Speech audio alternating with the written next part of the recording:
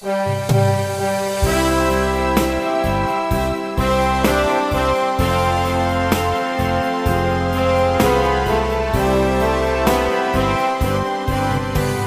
kita berdoa. Terima kasih Tuhan Yesus untuk segala kasih dan kebaikan kemurahan Tuhan yang memberkati kami sepanjang malam istirahat kami. Kami boleh bangkit dari tempat tidur kami pada pagi hari ini, menerima hari yang baru, menerima napas kehidupan yang baru yang Tuhan berikan kepada kami. Sebelum kami mulai aktivitas kami mau bersekutu dengan Tuhan, berdoa, memuji muliakan nama Tuhan dan mendengarkan firman Tuhan melalui channel YouTube ini. Berbicara bagi kami Tuhan, karena kami telah siap untuk mendengarkan kebenaran firman Tuhan. Dalam nama Yesus kami sudah berdoa dan mengucap syukur. Amin. Shalom Ibu Bapak Saudara terkasih, dalam nama Tuhan kita Yesus. Semangat pagi. Bertemu kembali di channel Rionando Butar-Butar dalam khotbah 5 menit aja toko 5 untuk renungan harian.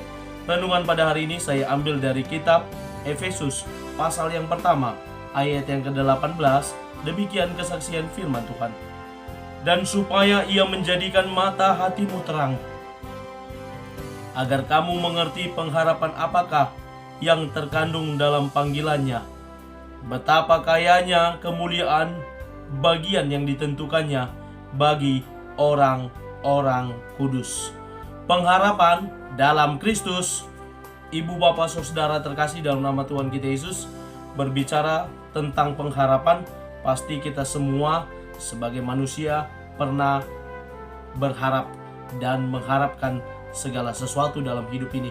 Apakah itu berharap kehidupan yang lebih baik, apakah itu berharap jodoh bagi yang masih jomblo, apakah berharap mendapatkan pekerjaan yang diimpi-impikan dari sejak kecil, apakah berharap tentang rezeki di hari ini ketika kita akan memulai aktivitas, dan banyak lagi pengharapan yang hendak kita terima daripada Tuhan.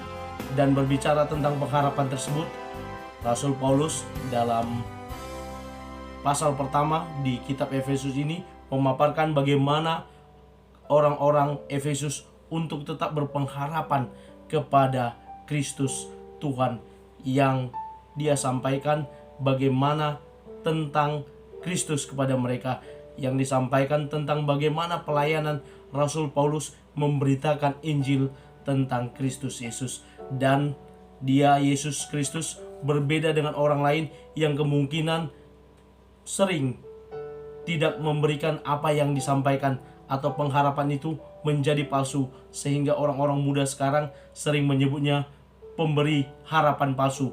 Tuhan Yesus bukan pemberi harapan palsu.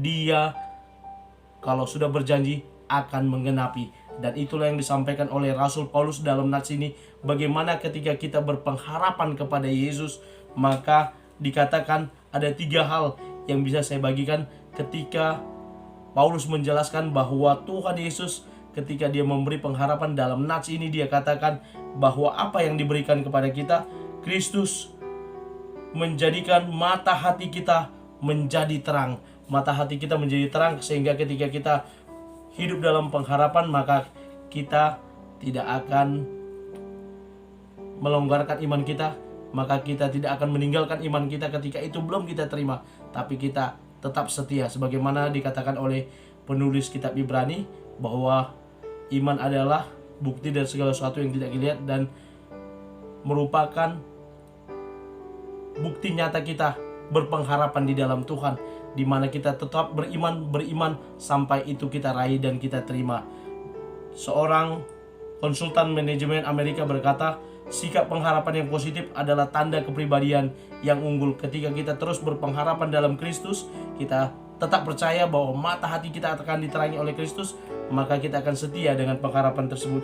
Lalu yang kedua dikatakan dalam nats ini, Kristus akan membuat kita mengerti akan pengharapan yang terkandung dalam panggilannya kepada kita. Panggilannya kepada kita, kita akan menjadi ngerti, kita akan menjadi setia. Sweet Orison Marden, penemu dari Amerika Serikat, berkata, tak ada obat sehebat harapan, dan tak ada tonikum sekuat pengharapan akan masa depan. Panggilan yang kita terima, kita percaya, kita tetap setia di dalamnya, dan kita tetap mengerjakan panggilan tersebut.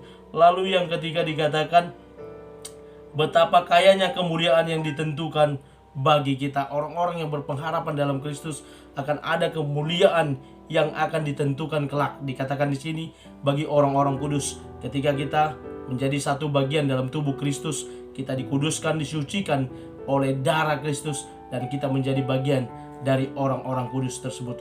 Karena itu ibu bapak saudara terkasih, mari kita tetap setia dalam pengharapan kepada Kristus, dan percayalah mata hati kita akan tetap mampu untuk mengerti makna panggilan Tuhan kepada kita dan atas hidup kita, serta kemuliaannya juga akan dinyatakan kelak di dalam hidup kita. Amin. Kita bersatu dalam doa.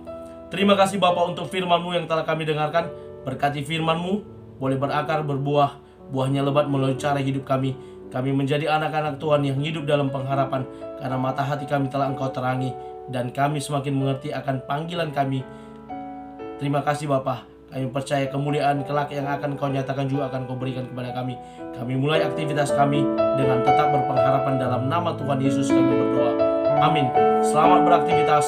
Tuhan Yesus memberkati. Shalom.